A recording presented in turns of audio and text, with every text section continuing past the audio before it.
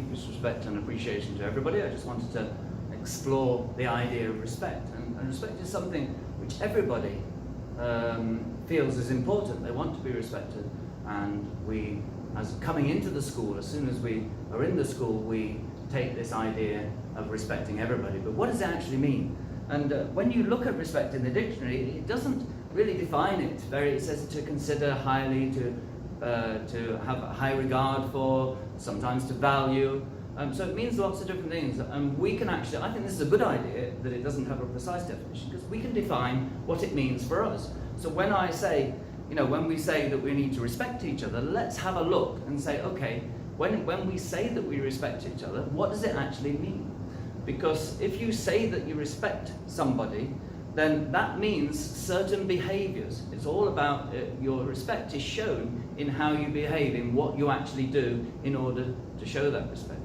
Now, it's an interesting thing that if you ask parents, what do you want from the school, then the learning is only the third most important. The first most important, they want you back in one piece, they want you safe, of course. And then they want you to be respected, and then they want you to learn. So they are your three rights. Your three rights are the right to safety, the right to respect, and the right to learn. And protect those rights strongly. They are your rights to learn. But also, with every right comes a responsibility.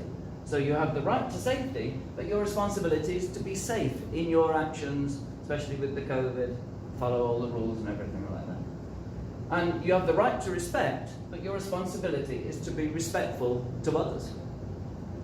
And you have the right to learn, and your responsibility. We can't say that you must learn. Sometimes, you're always learning something, but you may not learn for the purpose of the lesson. But all you have to do is to try your best. So the main thing is, when you come in the class, is to respect others and try your best, given the safety at the beginning. So we have this really nice thing in this school where we stand at the beginning of a lesson, and we face the front, and the teacher's facing the students. And we just have a quiet moment of pause to consider this idea of respect. Now, this is not like standing to attention in the army. This is just us addressing each other and saying, okay, this is what we're here for. And as a teacher, I'm showing respect to you by standing here and thinking, and I show you respect by planning the lesson and organizing everything. But when you're standing at the front and have that moment's pause, just think about it. Your three things are, you're to be safe, to be respectful, and to try your best. And think of the safety as, done already. You've just got two things to do. All you have to do is respect others and to try your best. Now, I encourage you to actually, to think about that, because when you say, okay, yes, I respect you, sir, but then, and you respect your classmates, but there are certain activities or certain things that some students do which are disrespectful accidentally. So, for example, shouting out the answer disrespects other people's right to learn, because as a teacher, when we're asking a question, we want everyone to think. Don't call out the answer, let everyone to think, because the thinking is the learning process where the student can get the answer themselves. You shout out the answer, you've disrespected somebody's right to learn. You've violated their right to learn. You've stolen their right to learn. And if you get the answer right, so be it. Everybody's thinking stops. If you get the answer wrong, then you just confuse them. So shouting out the answer is one thing. Shouting across the room from one side of the room to the other, that's also disrespectful, because there's too much noise there and it's difficult to concentrate for the other people. So shouting across the room disrespects other people's right to learn. And the other thing is starting a conversation when the teacher is addressing the class. So I'm addressing the whole class. If you start a conversation with somebody else, say, excuse me, I'm talking to the whole, can I just have your respect? And you say, yes, I do respect you. If you do respect me, then don't start a conversation when I'm talking. Okay. Now, you might say, well, I've got a right to talk. And that's true, you do have the right to talk. But let's talk about competing rights. So this is an interesting thing. So when somebody's rights clashes with somebody else's rights. So here's an example. I have the right to smoke, but you have the right to breathe fresh air. So my right to smoke ends where your right to fresh air begins. So basically, I can't smoke in nearby you, and I would go somewhere else to smoke, and then both of our rights have been respected. That's how we deal with competing rights. This is established ideas about rights. So your right to talk ends, I mean, I don't smoke, that's just an example, but your right to talk ends where where it starts to affect somebody else's right to learn. And that is when the noise levels are so high that people can't concentrate, or they can't even hear the teacher. And when if I'm talking to the whole class, and you start a conversation, you're disrespecting everybody else's right to learn. You're disrespecting, and indeed, all these rights. As a teacher, we have the right to teach.